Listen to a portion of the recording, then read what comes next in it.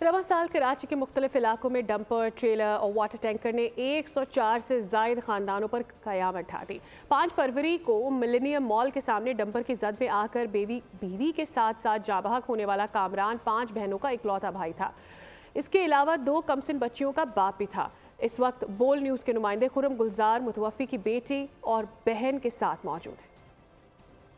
मुख्तलिफ इलाकों में सड़कों पे दौड़ते हुए डंपर, ट्रॉलर और वाटर टैंकर ने अब तक 104 से जायद खानदानों को उजाड़ दिया है। मिलेनियम मॉल के सामने एक वाक़या पेश आया है जहां तेज़ रफ्तार डंपर बेकाबू हुआ और उसने आगे जाने वाली मुतादिद गाड़ियों समेत एक मोटरसाइकिल सवारों को भी रोन डाला, जिसमें इस मासूम बच्ची के वालिद और वालदा इससे बिछड़ गए हैं। बच्ची से बात करते हैं। बेटा, बहुत अफसोसनाक वाक़या है, नाकाबिले बर्दाश्त है, आप इस पर क्या कहेंगे?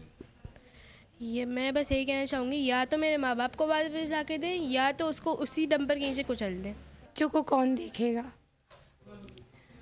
हमारे घर में कौन आए जाएगा? बच्चों के सर पे कौन हाथ रखेगा? रोज़ाना ख़बर पे कौन जाएगा? मेरे भाई की वो जाता था ना, वारिस था हमारा, हम बहनों का ससुराल निभाने वाला, ख़ानदान निभाने वाला। वज़ीर ट्रांसपोर्ट कहाँ मरे हुए? कमांडर सिंह अपने कमरे के अंदर बैठे हुए, उनके वगैरह में कोई मरता तो ऐसे होता पूरी दुनिया हिला देते वो। आज इन बच्चों के लिए कौन आ रहा है? अब उनके घर में कोई मरेगा ना, तब पता चलेगा उन्हें।